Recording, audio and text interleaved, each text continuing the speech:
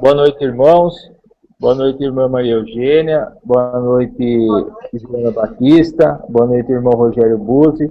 Infelizmente, hoje a gente não está com a presença do pastor Juliano, por conta de a gente não ter conseguido a tempo gerar o link para ele poder entrar lá, uma pessoa que vai lá e coloca ele na sala. Mas, enfim, ele mandou um abraço a todos, desejou um bom estudo a todos. E um abraço às pessoas que estão na sala. O Robson já está na sala, Maria Conceição, irmã querida, também, o Maia Carmo também, e outras irmãs que vão entrar. Maria Eugênia está lá na sala também. Boa noite a todos. Vamos fazer uma oração e iniciar o hangout. Senhor, misericordioso Deus, bondoso Pai, que nos altos céus habita. Mais uma vez estamos aqui, nos colocando diante do Senhor, meu Pai,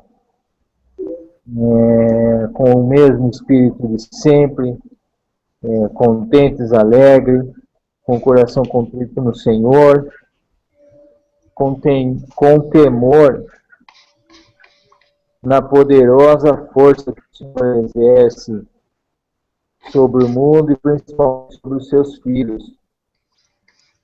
E, Senhor, é com grande prazer que mais uma vez eu me coloco aqui lado a lado com meus irmãos, em nome do teu Filho amado, para nós juntos conseguirmos absorver e receber mais uma porção da sua misericordiosa palavra, preciosa palavra a nós.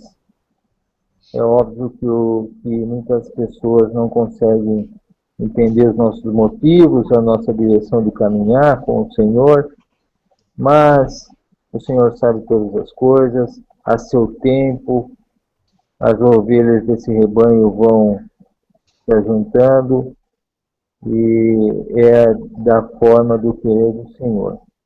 Eu peço imensamente que o Senhor abençoe todas as pessoas que nesse momento estão conosco aqui na sala, as pessoas que também vão assistir um dia essa gravação, meu Pai, que o Senhor venha colocar a mão sobre a vida delas também. E da mesma forma como o Senhor tem operado o Soterei na minha vida, eu desejo também na vida dessas pessoas, desses irmãos queridos que estão aqui comigo. Abençoa o teu servo amado, o irmão Buzzi, meu Pai. Ele tem se colocado diante do Senhor, procurando obedecer e atender às suas direções, os seus desígnios para com ele na sua vida. Obrigado também pela presença das irmãs Maria Eugênia, a irmã Joana Batista, meu Pai abençoa ela, Maria Conceição, Robson, Maia Carmo e algum outro irmão que já possivelmente esteja na sala conosco, que o Senhor venha misericordiosamente nos proteger, dar entendimento, amparo e sabedoria a todos eles, a todos nós. Obrigado pela misericórdia que o Senhor tem conosco, o carinho e a paciência que o Senhor tem conosco, meu Pai, porque é fato que nós somos falhos e às vezes não querendo, mas acabamos desagradando até mesmo o Senhor. Eu peço perdão por todas as minhas fraquezas e não perdoe também todos os meus erros. Conduza grandiosamente a voz do teu servo, porque é sabido que o teu Filho amado está no meio de nós. Então, tudo opera para que nós tenhamos mais uma porção do seu ensino, meu Pai, para que nós continuemos essa caminhada. Eu agradeço em nome do nosso Senhor e Salvador, o teu Filho amado, primogênito, unigênito, Jesus Cristo. Amém. Amém. Amém. Marcílio. Oi, irmã. Oi, Regina. Nós estamos com o Chris Brown, por parte do Doriva. Ele está conosco na sala. Ah, tá ok. Um abraço. Ó, tô vendo aqui também a Valéria Madureira. Legal. O Cristiano Rumão. E a Marta também entrou. Isso. Boa noite a todos, irmãs. Maria Eugênia, a irmã Joana Batista, se por favor, cumprimente os irmãos aí, para a gente poder iniciar. Boa noite, amados irmãos. Boa noite, minha irmã. Boa noite. Bom, Rogério, vamos iniciar? Claro, vamos sim. Eu gostaria apenas de lembrar aos amados irmãos que o irmão Camilo, o pai da Cris, faleceu, e apenas para que os irmãos, né, se lembrem de estar orando, né, para que Deus conforte o coração desses nossos amados irmãos, né. Nós sabemos que quando um membro sofre, né, como sendo o corpo de Cristo, todos os membros sofrem, né. Então, eu não conheço o irmão Camilo, não conheci ele, né, melhor dizendo, mas a gente já está ligado em laços de simpatia e amor, né, naquilo que nos une, né, segundo o coração de Cristo, certo? Então, irmãos, nessa noite nós vamos estar dando sequência ao estudo do livro de Daniel, né, conforme os irmãos veem aí, né, o último reino mundial e a besta revelada. Hoje, quando se fala da besta, há uma confusão muito grande sobre quem é essa besta, há uma confusão que é assim, muito grande em função da falta de informação e, por vezes, nem tanto em função da falta de informação, mas também em função da falta de solidez na crença que, porventura, a pessoa escuta, porque às vezes as pessoas, mas elas não têm solidez bíblica para poder ter a convicção que é necessária. Lembre-se que crer não é acreditar, crer é confiar. Então, vai além do simplesmente acreditar. Se eu acredito em algo, mas eu não tenho uma base sólida, no momento que vem a tempestade, dificilmente eu me mantenho em pé, né? O que nós buscamos hoje, através da Bíblia e não dos sinais, é solidez para que a nossa fé seja fundamentada naquilo que é bíblico. Conhecereis a verdade e a verdade vos libertará, né? Somente a verdade bíblica é que pode realmente nos ancorar na rocha que é Cristo, né? Ainda que os sinais nos despertem para as profecias, eles não são suficientes para nos manter firmes, né? Por isso que hoje estamos buscando na Bíblia solidez para as profecias, né? Então, vamos iniciar hoje, a partir do capítulo 7 de Daniel. Vamos ler os versículos 7, 1 até o 7. 7, 1 ao 7. No primeiro ano de Belsazar, rei de Babilônia, teve Daniel na sua cama um sonho e visões da sua cabeça. Escreveu logo o sonho e relatou a suma das coisas. Falou Daniel e disse: Eu estava olhando na minha visão da noite, e eis que os 4 ventos do céu combatiam no mar grande. E 4 animais grandes, diferentes um dos outros, subiam do mar. O primeiro era como leão e tinha asas de águia. Eu olhei até que lhe foram arrancadas as asas, e foi levantado da terra e posto em pé como um homem, e foi-lhe dado um coração de homem. Continuei olhando, e eis aqui o segundo animal, semelhante a um urso, o qual se levantou de um lado, tendo na boca 3 costelas entre os seus dentes, e foi-lhe dito assim: Levanta-te, devora muita carne. Depois disso, eu continuei olhando, e eis aqui outro, semelhante a um leopardo. Tinha 4 asas de ave nas suas costas, tinha também esse animal 4 cabeças, e foi-lhe dado domínio. Depois disso, eu continuava olhando nas visões da noite, e eis aqui o 4º animal, terrível e espantoso e muito forte, o qual tinha dentes grandes de ferro. Ele devorava e fazia em pedaços e pisava aos pés o que sobrava. Era diferente de todos os animais que apareceram antes dele e tinha 10 pontas. Ou, algumas versões dizem 10 chifres. Eu gostaria de pedir ao Marcílio que, por favor, colocasse para nós, se tem aí, fácil, a estátua de Nabucodonosor. Aquela estátua que apresentava, que já apresentava com aquele gráfico ao lado correspondente a cada rei, né? Enquanto isso, enquanto o irmão tenta colocar essa imagem, a gente vai seguindo aqui para que os irmãos vejam a relação existente entre Daniel 2, que já estudamos, e Daniel 7, que vamos estar estudando. Daniel 7:1 é dito: no primeiro ano de Belsazar, de Babilônia, teve Daniel na sua cama um sonho e visões da sua cabeça, escreveu logo o sonho e relatou a suma das coisas. Bom, primeira lição que nós aprendemos: quando você estuda a Bíblia, ou quando você tem da parte de Deus um sonho, e Deus tem dado sonhos para as pessoas, né? Olha o que Daniel fez. Escreveu logo o sonho e relatou a suma das coisas. Há uma razão para isso. Deus tem dado sonhos para as pessoas, e algumas pessoas escrevem às vezes para a gente, algumas pessoas já escreveram para a gente, dizendo: olha, eu tive um determinado sonho, irmão Rogério, gostaria que o irmão me ajudasse, não pode me ajudar, né? E muitas vezes o que acontece, a gente tem dito para a pessoa: escuta, se você acredita que veio de Deus, eu acredito que veio de Deus, irmão, então escreva o sonho e me mande. A pessoa escreve, mas ela não lembra dos detalhes mais.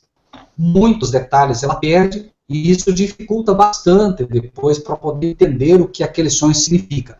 Daniel dá um exemplo escrevendo logo o sonho. Quando Deus dá algo para você, seja através do estudo, você estudou a Bíblia, Deus te mostrou algo, anote, marque. Nós não podemos confiar na nossa mente. O sonho é assim. Veja aqui, olha a diferença de Nabucodonosor, do sonho que teve, que era um mundano, para Daniel, que era um cristão. Nabucodonosor levanta e não lembra mais do sonho. Por quê? Porque ele não teve a prudência de Daniel. Quando recebeu o sonho, Daniel escreveu logo e relatou, inclusive, a suma das coisas. Ele já relatou, por quê? Porque ele sabia que, relatando também, ele já ia fixar melhor na mente o sonho. Mas ele escreveu também para não esquecer, e lógico, nem se discute o registro que ficaria para nós todos, né? E Nabucodonosor não fez isso. Nabucodonosor esqueceu do sonho. Foi necessário, então, que Deus mostrasse para Daniel que Nabucodonosor tinha sonhado, para que ele pudesse, né, finalmente, orientar o rei quanto ao que aconteceria no fim dos dias. Claro que tudo, né, que Deus faz, Deus tem propósito, a gente não discute isso, mas para o cristão, né, fica a lição aqui. Versículo 2.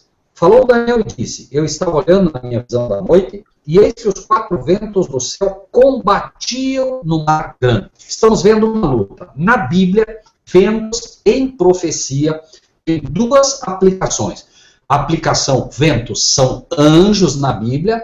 É ele, Deus, que faz os seus anjos como ventos e os seus ministros labareda de fogo. Isso está no livro de Hebreus, né? Então, ventos na Bíblia representam anjos. Vento representa a ação do Espírito Santo. Estavam todos unânimes, concordes, e veio como que um vento impetuoso e encheu o local que estava. A presença do Espírito Santo trabalhando no coração de todos eles ali. E ventos na Bíblia tem também conotação de lutas, brigas, guerras. Aqui diz: eis que os 4 ventos do céu combatiam no mar grande. Essas batalhas são representadas também, movidas por anjos que, né, mantêm em xeque, como vimos no Apocalipse, a ação, né, dos reis da terra, que se não fosse Deus manter em xeque através dos seus anjos essas ações de guerras, o mundo certamente já teria sido completamente destruído. Nós vamos ver lá em Apocalipse isso num futuro, como isso funciona também. Por enquanto, vamos ter em mente que se está se falando de combates, brigas, guerras, né? Então, e combatiam no Mar Grande. Mar Grande são cidades populosas, ou nações populosas, né? em Apocalipse 17, nós vemos 17:15, não precisam ir até lá, apenas mostrando: as águas que vistes são nações, multidões, povos e línguas. Então, água ou mar, em profecia, são nações, são cidades, são locais populosos. Mar grande é um grande ajuntamento de povos. Okay? Então, eis que os 4 ventos do céu combatiam no meio dos ajuntamentos de povos, no meio das nações, no meio, né, das cidades populosas. Bom, nós sabemos que sempre, né, as guerras que são movidas, obviamente, né, as grandes capitais são, em primeiro lugar, o alvo, né, uma vez que, obviamente, né, com a população maior ali, é onde você tem um efeito catastrófico maior. É onde o inimigo vai operar daqui para frente de forma muito forte, tanto que é só você olhar no passado, as grandes cidades foram destruídas exatamente pela corrupção que se alastra muito mais nelas, né? E na concentração de povos, obviamente, o pecado ele encontra, né, uma facilidade muito maior. Bom, então, estamos até aqui, ele está tendo uma visão de guerras, de combates entre nações, ok? Versículo 3. 4 animais grandes, diferentes uns dos outros, subiam do mar. Então, ele começa a ver 4 animais grandes, certo? São animais fortes, né? E esses animais são diferentes uns dos outros, subindo do mar. Ele está vendo isso, né? Agora, não é o que ele vê que nós precisamos entender, assim como a estátua de Nabucodonosor, que se viu, não era a lição que se teria que aprender. Note na estátua, em primeiro lugar, então, que você encontra, basicamente, num primeiro momento, você encontra 4 reinos aí. Vejam, você tem o primeiro reino, que era da Babilônia, que era a cabeça de ouro; o segundo reino, que era a prata, que era o reino da Medo-Pérsia; o terceiro reino, que era simbolizado pelo bronze, que era o reino da Grécia; o quarto, Roma, nós já estudamos isso; e o quinto, obviamente, tem uma razão de ser como um novo elemento, porém, ele é, por assim dizer, uma repetição do quarto, uma vez que está o ferro ali como elemento dominante, né? Então, nós vamos ver aqui que também essa profecia vai lançar esse mesmo ensino, porém agora, como é dado para os filhos de Deus, vai ter mais características voltadas para as questões religiosas. Essa é a grande diferença entre Daniel 2 e Daniel 7. Daniel 2, basicamente, se fixou na questão civil, na questão política, na questão das guerras, nas questões seculares. Aqui vai ser ampliado o assunto com aquilo que realmente interessa ao povo de Deus, ou seja, o que é que, o que é que vai acontecer em função de todas essas contendas para o povo de Deus. Bom, então, nós vemos que 4 animais grandes, diferentes uns dos outros, sobem do mar. Que animais são esses? O primeiro era como leão e tinha asas de águia. Eu olhei até que lhe foram arrancadas as asas e foi levantado da terra e posto em pé como um homem e foi-lhe dado um coração de homem. Irmão Marcílio, se puder colocar a primeira imagem para nós, do primeiro animal, está sendo visto aqui que o primeiro animal que ele vê é como o leão. Assim como dos elementos minerais que foi dado o primeiro sonho, o ouro é o mais valioso, lembrem-se, ouro, prata, bronze, ferro e depois finalmente barro. Lembrem-se que nós também teremos aqui o ouro como o primeiro elemento, o mais valioso, e aqui temos agora na fauna representada o primeiro também. O leão é conhecido como o rei da selva, ele é conhecido como o rei da fauna. Então, vai ser apresentado aqui a primeira nação como o animal mais poderoso. Todos eram grandes, mas vai ser apresentado aqui o animal que reina absoluto inicialmente, que é o leão. É dito aqui que ele tinha asas de águia. Por que asas de águia? Ele não apenas tinha asa, mas ele tinha asas de águia.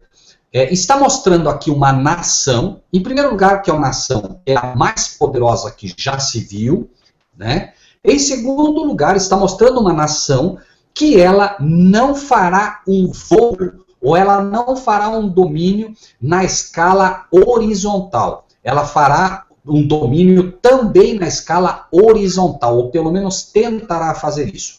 A característica específica da águia, é de que ela voa buscando o ninho no local mais alto que existe. A águia é a ave que voa mais alto que todas, por isso ela estabelece o seu ninho na maior das alturas. Não há absolutamente nenhum erro em afirmar que as asas de águia dão a essa nação uma conotação de blasfêmia. Por quê? Satanás foi quem disse que voaria, né, que estaria e estabeleceria o trono dele mais alto do que as estrelas do céu. Então, essa nação, ela não buscaria apenas o domínio secular, mas em algum momento, ela como nação e como rei, ela buscaria e se intrometeria com as questões que pertencem somente a Deus. Note aqui a característica. Eu olhei, até que lhe foram arrancadas as asas, e foi levantado da terra, e posto em pé como um homem, e foi-lhe dado um coração de homem. A Bíblia está resumindo aqui o que foi o reino de Babilônia. Em primeiro lugar, como leão, porque não houve, né, e não haverá uma nação tão rica quanto foi Babilônia, da mesma forma que vemos ela representada como ouro. E em segundo lugar, vai mostrar um aspecto da vida de Nabucodonosor, que está relatado no capítulo 4, versículo 16, em primeiro lugar, né? Vai até o 34, mas nós vamos só pegar uma base para que os irmãos possam detectar que de fato é Babilônia e o rei, né, Nabucodonosor, aqui representado como o primeiro elemento. Versículo 16 é dito: seja mudado o seu coração, 4:16. Seja mudado o seu coração, para que não seja mais coração de homem, e seja lhe dado coração de animal, e passem sobre ele 7 tempos. Veja que é dito aqui, resumindo essa história, esse leão aqui representado com asas de águia, né? Ele diz: eu olhei até que foram arrancadas as asas. Nabucodonosor, depois de ter recebido a visão da estátua, mostrando que o reino dele seria sucedido por um outro reino inferior ao dele, mas que o sucederia, ele manda fazer uma estátua toda de ouro, como que desafiando a Deus e dizendo: não, o meu reino não vai passar. Ele faz isso, e não só contente com isso, um dia ele está no parapeito do palácio, ele diz: não é esta grande Babilônia que eu edifiquei pela força do meu braço para a glória minha. Ou seja, ele está dizendo: não é esta Babilônia que eu edifiquei pelo braço, pela minha força, pelo meu poder, quando já havia dito a ele que é Deus quem estabelece reis e Deus é quem tira reis.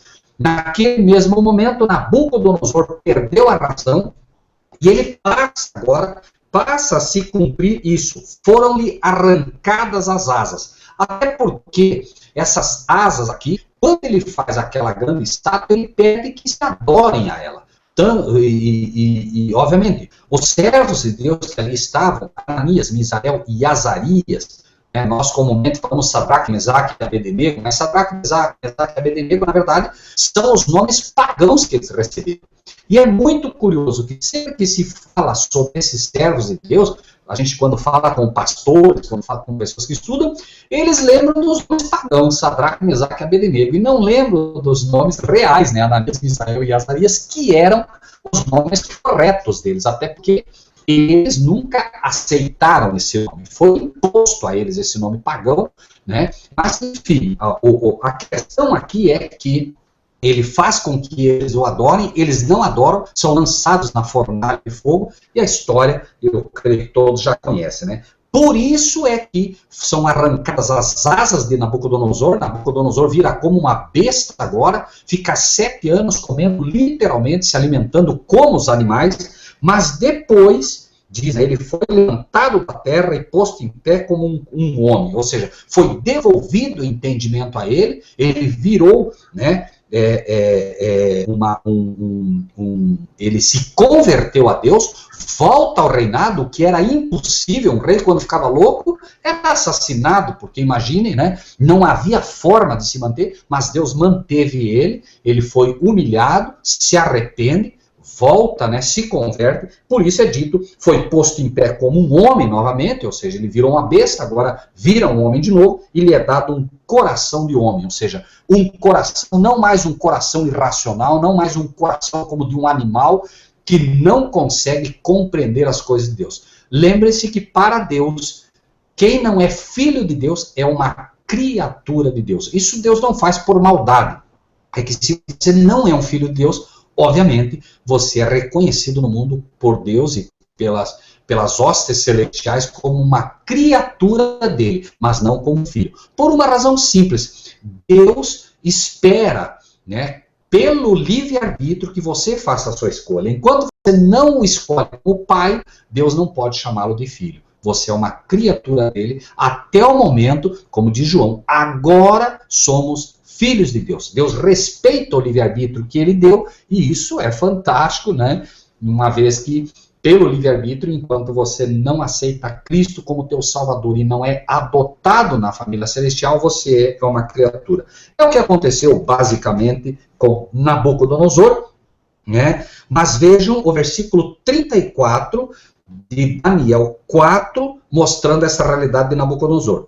Mas, ao fim daqueles dias, ou seja, depois dos 7 anos que ele vira uma besta, como um animal, eu, Nabucodonosor, levantei os meus olhos ao céu, tornou-me a vir o meu entendimento, e eu bendisse o Altíssimo, e louvei e glorifiquei ao que vive para sempre, cujo domínio é um domínio sempre eterno, e cujo reino é de geração em geração. Então, e não há dúvida nenhuma de que o primeiro animal que aqui estudamos representa Nabucodonosor, né? Versículo 5. Continuei olhando, e eis aqui o segundo animal, semelhante a um urso, o qual se levantou de um lado, tendo na boca 3 costelas entre os seus dentes, e foi-lhe dito assim: levanta-te, devora muita carne.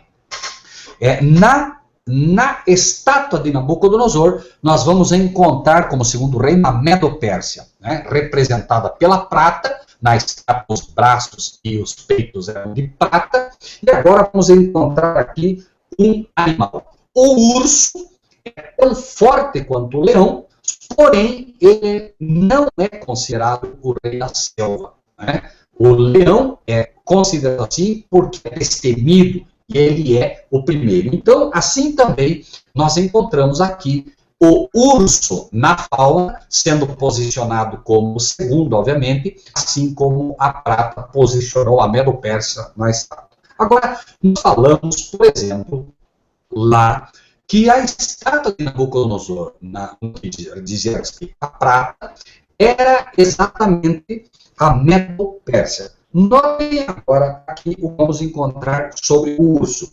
Continuei olhando, e eis aqui o segundo animal, semelhante a um urso, o qual se levantou de um lado.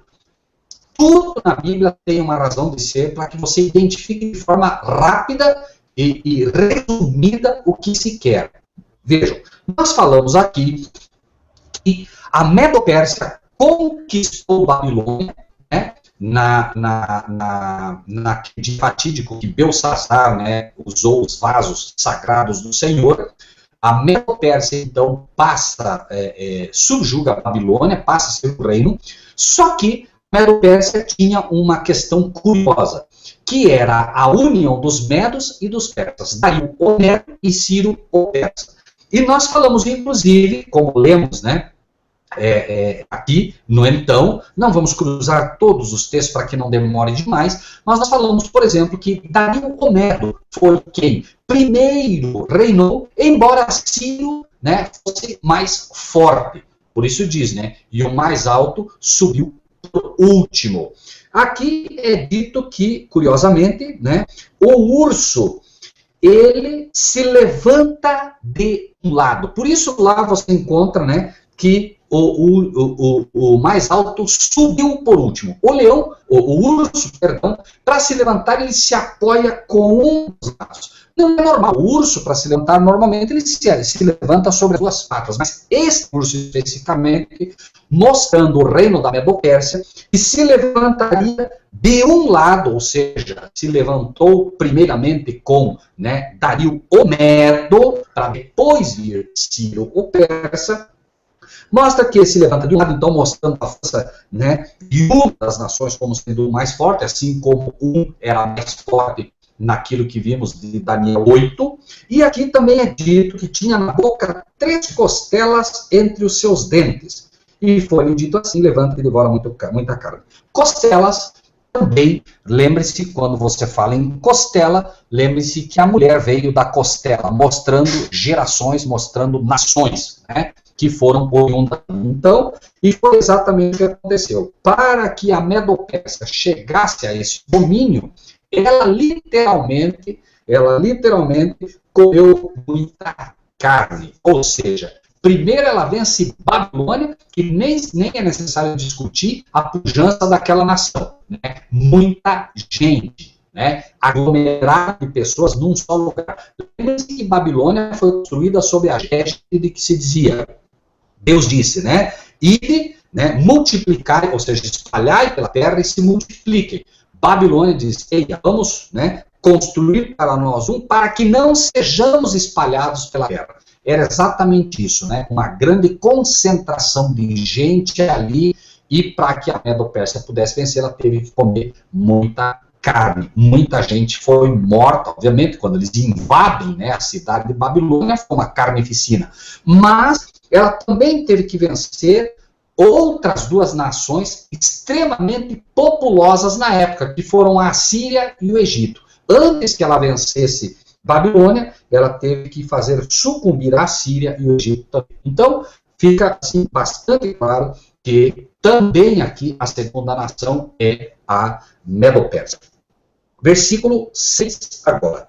Note que Deus está mostrando a história para nós, onde é muito importante que a gente solidifique bem essas nações, para a gente não se nós errarmos no começo, certamente nós vamos errar no fim, né? E Deus então solidifica bem o início, que é como um fundamento, né? Se você põe um fundamento bem sólido no início, não como você errar depois. Pode errar, me perdoe, pode errar, mas é muito mais difícil. Agora, se o fundamento inicial, né, se nós errarmos aqui no início, por isso Deus repete isso, né, para que a gente não erre no começo, porque aí o edifício vai ser construído de forma, o edifício profético aqui, vai ser construído de forma bem mais segura, né. 6. Depois disso, eu continuei olhando, e eis aqui outro semelhante a um leopardo, tinha 4 asas de ave nas suas costas, tinha também esse animal 4 cabeças, e foi-lhe dado domínio. Se nós voltarmos um pouquinho na Bíblia, capítulo 2, eu queria que o Marcílio, por favor, colocasse para nós a imagem agora deste leopardo, né? Vejam o que diz basicamente sobre o terceiro reino. Está no versículo 39, basicamente falando do terceiro reino. 39 diz, depois de ti se levantará outro reino inferior ao teu, que é a Medo-Pérsia, que acabamos de falar, e um terceiro reino de bronze, algumas versões dizem metal, o qual terá domínio sobre a terra. Note que desse animal é dito pura e simplesmente, terá domínio sobre a terra. Às vezes a gente diz, mas por que Deus colocou terá domínio sobre a terra? Poderia colocar outras coisas. Não, ele coloca porque ele já sabe que futuramente vai ser o teu elo de identificação. Então, terceiro, nós vimos que o leopardo aqui é o terceiro, né? É o terceiro animal, né? E depois disso, continua olhando, eis aqui outro, obviamente, se ele vem depois do urso, que é o segundo, ele é o terceiro, semelhante a um leopardo, tinha 4 asas de ave e foi-lhe dado domínio. Note que a mesma coisa que é dita do terceiro reino na estátua, que é o reino de bronze, é dito agora também sobre esse animal, né? Dado domínio. Só isso é suficiente para a gente saber que é a Grécia, mas vamos ver como Deus explana melhor isso. Em primeiro lugar, nós falamos que o reinado da Grécia foi marcado pelo domínio de Alexandre o Grande, que aos 22 anos sobe ao poder e aos 33 é morto, né, com uma cirrose violenta, fruto de ter bebido sozinho a chamada taça de Hércules, na Vitória. Ele era, né, conhecido, a história mostra que ele era um ébrio, mas ele ali, né, ele exagerou grandemente e, enfim, deu no que deu. Versículo 6, depois disso eu continuei olhando, e eis aqui outro semelhante ao leopardo. Curioso que nós falamos exatamente da rapidez. Com 22 anos sobe ao poder, com 33 anos morre, porém, nesses 11 anos, foi extremamente rápido o domínio. Ele não parava. Ele vencia uma batalha, imediatamente ele se empenhava em outra, e ele foi conquistando território após território, ou seja, numa velocidade que, sem dúvida nenhuma, nós podemos, né, atribuir a ele. O leopardo, por si só, já é o animal mais rápido da fauna, mostrando que era realmente Alexandre o Grande, mas ele ainda tinha asas, para mostrar que era uma rapidez, né, não só movida naturalmente, mas porque havia, né, uma profecia sendo cumprida ali, e Deus permitiu que ocorresse isso, uma vez que, né, nós teríamos os elementos necessários para identificá-lo. Mas notem os detalhes.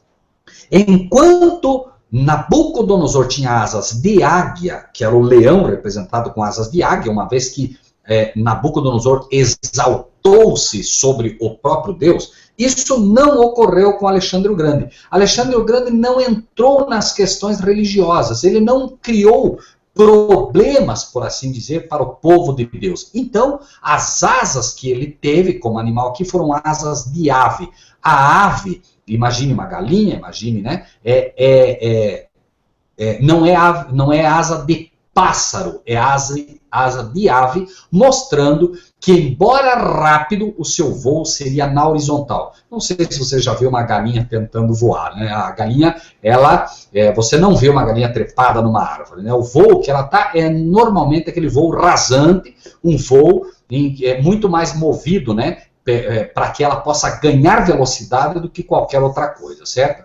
Quando a galinha, inclusive, está fugindo de um animal, ela corre e começa a bater as asas. Ainda que ela não voe literalmente, por vezes, porque o voo dela é sempre relativamente curto, ela bate as asas para acelerar, né, a sua corrida. Então, as asas de ave mostram aqui, né, o voo na horizontal, ou seja, né, a busca desse reino pura e simplesmente no domínio horizontal, no domínio de nações, né? Ele não, repetimos, não se meteu com as coisas de Deus. Mas é dito aqui também que ele tinha esse animal, versículo 6, 4 cabeças e foi-lhe dado domínio.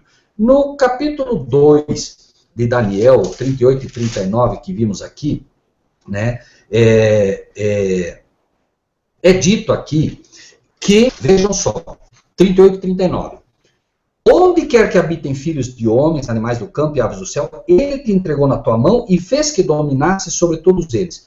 Tu és a cabeça de ouro. Veja, mostrando aqui a relação da cabeça, tá?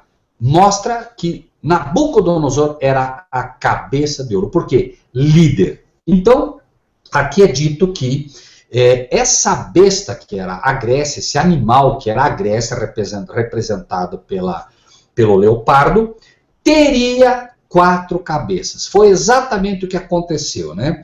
Alexandre o Grande, depois de conquistar um domínio violento, rapidíssimo, ele morre, e no lugar dele, a Grécia agora se divide em 4, porque 4 cabeças, 4 líderes agora fariam frente a esta nação, que eram, né, nós já falamos isso, Lisímaco, Ptolomeu, Cassandro e Seleuco, que eram os 4 generais de Alexandre o Grande, que agora passam a ser os cabeças da Grécia, né? Então, não precisamos nos aprofundar disso, né? Penso que fica bem solidificado a Grécia como sendo este animal. Depois disso, eu continuava olhando nas visões da noite, e eis aqui o quarto animal. A irmã Joana diz, que animal mais feio. Bom, vejam o que diz a Bíblia. Depois disso, eu continuava olhando nas visões da noite, eis aqui o quarto animal terrível. Bom, imagino que a ideia da Bíblia é exatamente essa, era mostrar para Daniel que haveria um animal terrível. Irmão Marcelo, se puder colocar um novo animal para nós, né, é o quarto animal que ele vê, e os irmãos, né, enquanto fixam o seu olhar no animal, lembrem-se que Deus deu exatamente para a gente ver, porque a imagem fica gravada também, né? Então, deu para Daniel ver esses animais, que era pelo impacto da imagem ele poder não esquecer, e podem ter certeza, os irmãos vão ter essa imagem acompanhando os irmãos quando forem estudar, porque o Espírito de Deus vai gravar no coração dos irmãos essa imagem, porque é a imagem que Deus deu. Então o Espírito Santo vai trabalhar com a imagem que Deus deu. É claro que nós não somos perfeitos para fazer a imagem, mas os irmãos vão ter pelo menos a ideia central da imagem que se quer, né? Então, aqui, eu continuava olhando nas visões da noite, eis aqui o quarto animal, terrível, espantoso, muito forte, o qual tinha dentes grandes de ferro. Ele devorava, fazia em pedaços, pisava aos pés o que sobrava, era diferente de todos os animais que apareceram antes dele e tinha 10 pontas. Então, alguns elementos aqui para identificar esse animal não é difícil se nós considerarmos sempre a relação com a estátua de Nabucodonosor. A estátua de Nabucodonosor, se o irmão Marcílio puder trazer de volta só um pouquinho para os irmãos verem como Deus é perfeito, como Deus é fantástico, não deixa a gente errar. Um elemento bem interessante nessa estátua é exatamente o fato de que ela trazia, se os irmãos observarem ali, lembrem-se, estamos falando do quarto animal, né? Eis aqui o quarto animal. Vamos falar, portanto, então, do quarto elemento. O quarto elemento é o ferro, que simbolizava Roma, certo? Então, Roma é a nossa quarta nação e está simbolizada pelo ferro. Olha agora aqui o animal de novo. Vamos ler o que é dito dele, se o irmão Marcelo puder. Obrigado, irmão Marcelo, puder trazer de novo a imagem do animal para nós, uma vez que já identificamos aqui como sendo o quarto ferro, que é Roma. Vamos ver agora, então, o que é dito. Daniel 7, versículo 7. Depois disso, eu continuava olhando nas visões da noite, eis aqui o quarto animal, terrível, espantoso, muito forte, o qual tinha dentes grandes de ferro. Note que não precisaria nenhuma informação adicional. Quando Deus faz uma ligação no elemento, você não precisaria de mais. Mas Deus é tão misericordioso, sabendo que a gente duvida, que as pessoas têm dificuldade, ele agrega novos elementos. Então, ferro está ligado aqui, mostra claramente que é Roma, né, na ligação que se faz com a estátua de Nabucodonosor, mas é dito assim: terrível, espantoso, muito forte, qual tinha dentes de ferro, devorava, fazia em pedaços, pisava aos pés o que sobrava. Está mostrando que é uma nação ruim, uma nação má, uma nação que realmente ela não busca apenas domínio, ela busca de fato destruir, né, e tal. Nós podemos identificar Roma facilmente com isso, uma vez que sabemos que Roma, de fato, moveu uma perseguição violenta contra o povo de Deus, inclusive por isso, né, Daniel vê esse elemento como um elemento terrível, uma vez que os outros não tiveram tantas questões assim contra o povo de Deus, mas esta realmente foi exatamente o que Roma fez. Roma matou milhares de cristãos. Nós conhecemos a história, na época, inclusive, né, os judeus, que eram considerados o povo de Deus, estavam sob o jugo romano, e, obviamente, Roma tinha, por assim dizer, né, o seu cuidado para que essa nação não crescesse como deveria. Agora é dito também que aqui era diferente de todos os animais que apareceram antes dele e tinha 10 pontas. De fato, né? Vejam que, a nível de literalidade, o que se viu foi leão, que é da fauna natural. urso, que é da fauna natural. E, finalmente, né, o leopardo, que é da fauna natural, embora ele tivesse asas. Né? Mas ele era um animal conhecido. Já esse animal, note que Daniel não foi capaz de identificar. Ele não pode dizer, era um guaxinim, era um dragão, era isso, aquilo. Não. Usa-se muitas vezes a ideia do dragão, mas aqui ele não identifica. Ele não diz era um dragão, não. Ele diz, né, um animal terrível, espantoso, muito forte, tinha grandes dentes de ferro. Então, esse animal, ele de fato é diferente de todos eles. Por quê? Porque, primeiro, não só no visual. O visual mostrava uma diferença que deveria ser identificada como um simbolismo, né? Essa identificação é exatamente esse. Roma foi uma nação diferente. Mas mais do que isso, nós vamos ver mais à frente essa diferença. Porque Roma, de fato, não tinha reis, por assim dizer. Tinha imperadores que se consideravam deuses. Então nós temos uma nação diferente que queria não só o domínio secular, mas queria inclusive adoração. Por isso essa nação é uma nação diferente. Né?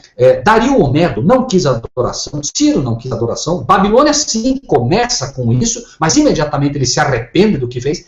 E Roma não. Roma, cada imperador era considerado um deus. Por isso, inclusive, né, o termo Ave César como uma saudação à divindade. Por isso essa nação foi uma nação diferente. Lembrem-se sempre que existem duas aplicações bíblicas que se fazem em relação a isso. Né? Jesus disse, não temam aqueles que podem fazer mal à carne. Temais antes aqueles que podem lançar a alma no inferno. Ou seja, Deus está mostrando que, de fato, né, nas duas forças que se tem, secular e religiosa, a religiosa é sempre mais forte. Por isso estamos colocando aqui uma nação diferente, uma nação que se intrometeu com as coisas de Deus, uma nação que buscou, né, também solapar aquilo que pertence somente a Deus, que é a adoração, né, é o objeto de culto e adoração. Né? E tinha 10 pontas, é dito o texto aqui, né? Bom, irmão Marcílio, até aqui nós identificamos os elementos. Para nós entrarmos agora, a partir do capítulo 8, nós teríamos que forçosamente avançar pelo menos mais 40 minutos. Como nós já temos praticamente 1 hora de estudo, irmão Marcílio, eu gostaria que o irmão me dissesse se nós damos uma parte para as perguntas, como normalmente fazemos, ou, né, como é que o irmão gostaria de considerar. Lembrem-se, irmãos, que é muita informação, não adianta fazer um estudo de muito tempo, porque aí as informações se perdem. É melhor nós irmos com bastante segurança, porque a partir daqui, 8, nós vamos entrar já no futuro. Né? Já não é mais coisa do passado. A partir do 8, nós já vamos ver que é o nosso tempo. E a profecia vai nos levar para o nosso tempo e vai nos levar para o que vai acontecer no futuro. Então, né, seja irmão Marcílio, como é que a pergunta é conduzida a partir de agora?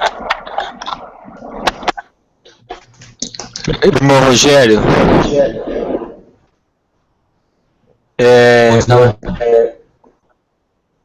vamos fazer como a gente vem fazendo, abrir um tempo para a colocação das pessoas. Provavelmente a gente vai andar aí mais 1 hora aí de tempo. E daí no próximo sábado a gente já entra no capítulo 8, que a gente vai ter um tempo para abordar aquele assunto com mais tranquilidade, né? Vamos ver se... Conseguiu identificar alguma pergunta durante o estudo de algum irmão, alguma irmã? Não, pergunta, absolutamente pergunta não, viu, Rogério? Não? Bom, então, algum irmão, não, será pergunta que... Pergunta não.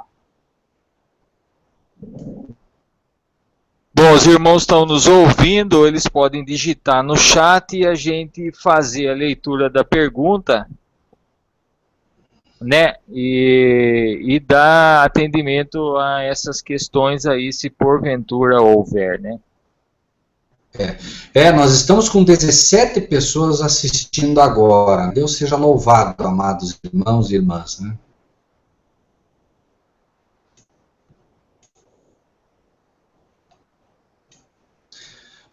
Alguém da sala, irmão, a irmã Joana,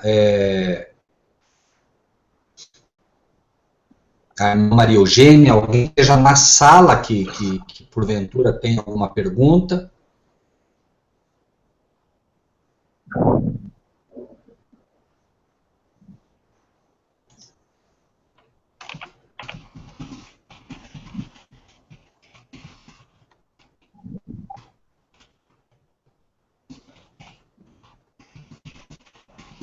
O pessoal tá mais ouvindo mesmo, viu, irmão Rogério? Irmão, quando isso ocorre, duas coisas sempre me vêm à mente. Ou está bem explicado, ou não está nada explicado. E aí as perguntas são muitas, né? Eu acho que o assunto é bem complexo também, e até as pessoas absorverem, levantar questionamentos assim, a pessoa vai dormir com isso hoje, vai acordar amanhã pensando muito nisso aí, e talvez venham as colocações. A irmã vamos lá, agora está começando a aparecer alguma coisa. O irmão Cristiano pergunta se nós já estamos no último reino da nova ordem mundial. Na verdade, no último reino já estamos, porém, dizemos assim, as cabeças que compõem esse reino ainda não foram coroadas. Nós vamos ver em Apocalipse, por exemplo, né? E sobre as 7 cabeças, e sobre as 10 cabeças, né, coroas. Então, quando forem coroadas, ou seja, o reino já está pronto para entrar em ação, mas não podemos dizer que já vivemos o reino pleno da nova ordem mundial, até porque, como falamos no estudo passado, nós hoje temos o G8. Lembrem-se, as 10, né? Lembrem-se dos 10 chifres aqui, lembrem-se dos 10 dedos lá, nós estamos hoje no G8. Então, o reino está formado, mas não está completamente pronto ainda, está aguardando a inclusão desses dois e está aguardando ainda que a besta se revele. Nós vamos estudar sobre isso. A irmã Maria Conceição está perguntando, até agora o estudo foi perfeito para nosso entendimento, creio não haver dúvidas. Amém. O irmão Maia Carmo diz, pastor, essa profecia de Daniel nos revela até hoje o que Deus quer de nós, imagino? Com certeza, irmãos. Né? Essa profecia de Daniel, ela inicia, né, mostrando a história das nações e dos reinos e vai até o fim. Não esqueçam que o último reino é o reino da rocha, que é o reino do Senhor Jesus. É aquela rocha que bate nos pés da estátua e finalmente, né, vira um reino mundial, ou seja, esse reino não será jamais derrotado, né, como é dito lá. O irmão Rosson Lira diz, irmão Rogério, a irmã Marta antes diz, eu não entendi muito o versículo 7, eu não sei se estamos falando do 7:7, né? Eu acredito que sim, né? Bom, irmã Marta, o versículo 7 diz, depois disso eu continuava olhando nas visões da noite, e eis aqui o quarto animal, terrível e espantoso e muito forte, o qual tinha dentes grandes de ferro, ele devorava, fazia em pedaços, pisava os pés do que sobrava, era diferente de todos os animais que apareceram antes dele e tinha 10 pontas, né? Basicamente o que está dizendo aqui é que este animal é Roma, tá? Nós vamos avançar depois para mostrar o que vai acontecer em relação a Roma, mas até aqui, né, irmã Marta, quem sabe tenha em mente que estamos falando de Roma na época de Cristo, ok? O irmão Robson Lira, podemos definir que Roma imperial é crescimento horizontal e Roma papal crescimento vertical? Irmão Robson, eu não colocaria exatamente assim, porque a questão do crescimento, do crescimento horizontal e o crescimento vertical, ele está muito mais ligado ao termo adoração. E Roma imperial, lançou as bases da adoração ao homem. Por isso falamos, né, que os Césares, veja, Júlio César, ave César, Augusto César, ave César, né, que é uma, repetimos, saudação à divindade. Lembre-se que de Roma, a Roma moderna, hoje vem o Ave Maria, certo? Saudação à divindade. Então, eu não colocaria exatamente assim, não. Eu creio que o crescimento vertical está muito mais ligado às nações anteriores que não se intrometeram tanto com as coisas de Deus, ok? Por isso a asa de ave posta para a Grécia e não para a Roma, que é um animal diferente. É um animal diferente exatamente porque se intrometeu com as coisas de Deus, né? A irmã Marta Cristina, perdão, irmã Marta, ela diz na questão das 10 pontas, ok. É que, veja, a questão das 10 pontas, que é dito, né, que tinha 10 pontas, nós estudamos no passado, no estudo que vier, nós vamos mostrar, por exemplo, que Roma foi dividida em 10 nações depois. Ostrogodos, visigodos, érulos, vândalos, né, alamanos, francos, burgúndios. Então, Roma foi dividida em 10 nações. Isso vai ser estudado no próximo estudo. Tranquilo, irmã Marta, que isso vai ficar bem claro para a irmã no próximo estudo, tá bom? O Robson e a Marta estão perguntando, ok. O Robson Lira, ou seja, Roma imperial cresce para o sul, para o oriente, para a terra gloriosa, Roma papal cresce até atingir os exércitos do céu, blasfemando contra Deus. Nós vamos ver isso também, irmão Robson Lira, no próximo estudo, tá? Eu creio, meu amado, que essa questão lembre-se, para o sul e para a terra gloriosa é Jerusalém. Por isso digo, Roma se meteu com o povo de Deus. A terra gloriosa era Jerusalém, tá bom, meu irmão? E o sul é quando Roma, de fato, ataca outras nações, como nós vamos ver no próximo estudo também. Tá? Não quero entrar assim muito em detalhe agora, porque acaba talvez atrapalhando mais do que ajuda. Eu gosto de fundamentar bem aquilo que se diz. A Terra Gloriosa aqui, fácil, porque nós sabemos que a Terra Gloriosa era Jerusalém, ok? Tá bem, meu irmão? Ô, irmão Marcílio, pelo menos aqui não vejo mais perguntas, né? E aí, creio que fica com o irmão aqui. A irmã Maria Eugênia, a irmã Maria Eugênia está dizendo, irmão Marcílio, né, somos num total de 18 pessoas. O irmão Doriva não conseguiu entrar, mas está nos ouvindo, né? Deus seja louvado por essas pessoas todas que Deus traz até nós e que nós sejamos dignos desses amados irmãos e irmãs e daqueles que nos ouvirão um dia, né? Que possam reconhecer a voz do Cordeiro, não a voz de mensageiro nenhum, não é, irmão Marcílio? Ok. Perfeito, irmão Rogério. Nós podemos fazer a oração final, né, Rogério? O irmão ora? Oro, pode sim. Ok. Vamos então inclinar as nossas cabeças, irmãos, e vamos orar, pedindo a esse Deus maravilhoso que nos revela essas coisas de uma forma tão fantástica, que Ele também faça o que fez no passado, quando Ele com a sua mão gravou as suas palavras na rocha, para que Ele possa também gravar no nosso coração o que dele aprendemos nesta noite. Bondoso Deus e Pai, nessa noite nós queremos agradecer ao Senhor imensamente, Pai, pela palavra que o Senhor nos dá. Nós sabemos que as profecias, Senhor, elas são reservadas ao teu povo especial. Sabemos, como diz o próprio livro de Daniel, que muitos não entenderão, mas os sábios entenderão. Por isso nós te agradecemos, porque se de alguma forma podemos entender essas coisas, é pura e simplesmente porque o Senhor nos deu do teu Espírito para nos revelar. Queremos, Pai, neste momento nos lembrar da irmã Cris e dos irmãos dela, dos parentes. Certamente, Pai, eles sofrem assim como o Senhor chorou quando chegou e viu que Lázaro estava morto. O Senhor sabia, mas nós sabemos que o choro, Senhor, ele é oriundo de uma saudade latente que nós sentimos já a partir do momento que perdemos os nossos queridos. Nós sabemos que o Senhor se simpatiza, Senhor, com aqueles que sofrem, mas nós também queremos te dizer, Pai amado, que nós sabemos que nossas orações foram sempre, Senhor, para que o Senhor curasse o irmão Camilo, mas por razões que o Senhor conhece, pelos sonhos que o Senhor tem em relação às pessoas, o Senhor permitiu que ele dormisse. Nós nos lembramos exatamente de Lázaro, Pai.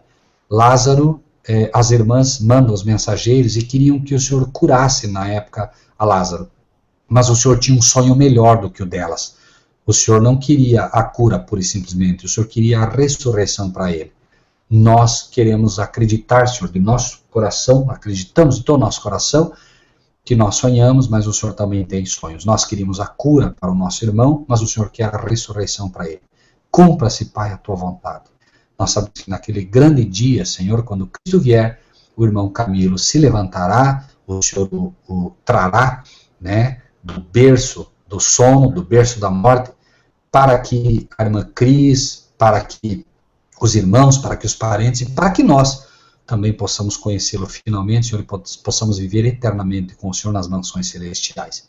Enquanto isso, Senhor, compadece-te daqueles que choram. Nós choramos com os que choram, mas jamais nos desesperaremos. Pranteamos com os que pranteiam, mas jamais sem esperança, Senhor. Nós sabemos que finalmente, ao soar da 7ª trombeta, o Senhor virá buscar aqueles que te pertencem. Quanto ao nosso estudo, amado Senhor, nós te pedimos que o Senhor grave no coração de cada um dos que estiveram conosco aqui, e que o Senhor grave no coração de todos aqueles que futuramente entrarão em contato com esse estudo, para que se fortaleçam sabendo que, amado Pai, tudo, todas as nações, todos os reinos, tudo, absolutamente tudo, está sob o teu controle. Nós queremos descansar nesta noite na certeza, Pai, de que o Rei do Universo, o nosso Rei, é aquele que coloca reis, é aquele que tira reis, mas é aquele que, acima de tudo, ao ver os acontecimentos, protege cada um de nós pela sua força e pelo seu poder.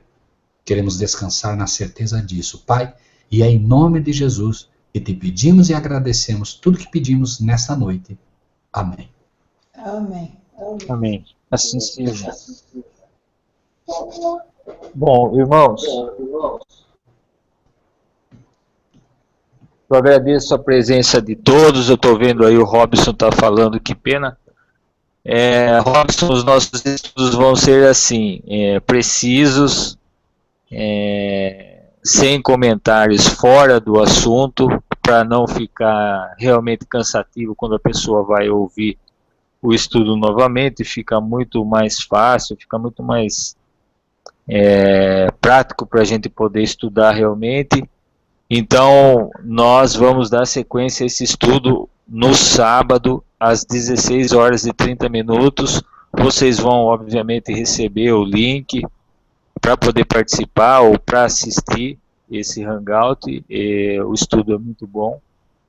Então, uma boa noite a todos, eu agradeço a presença de todos. Boa noite, irmã Joana, boa noite, irmão Rogério, boa noite a todos os irmãos que estão na sala. Não vou falar o nome de um para não ficar faltando do outro. Deus abençoe a todos vocês. Irmão Rogério, com o irmão aí, para se despedir. A irmã Joana também, por favor.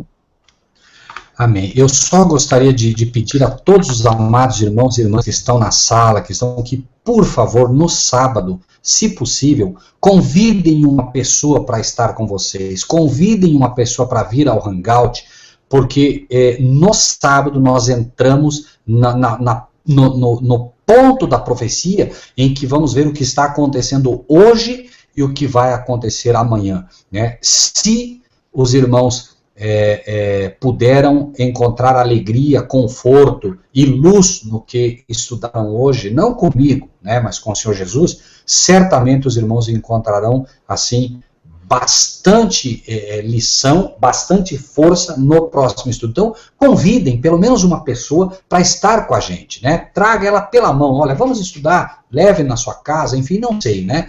Lembrem-se que é sábado, né? É o dia que Deus escolheu para revelar a sua luz ao seu povo. Então, convidem a pessoa e não faltem, estejam com a gente nesse estudo, que é muito importante que os irmãos estejam com a gente, porque nos ajudam também com as suas perguntas, né, a melhorar ainda mais esse estudo, tá bem? Amém. Que Jesus abençoe e guarde a todos e que tenham um bom repouso, que possa dormir na paz do Senhor Jesus. Amém. Amém. Amém. Assim seja, irmão. Deus abençoe a todos. Boa noite. Boa noite.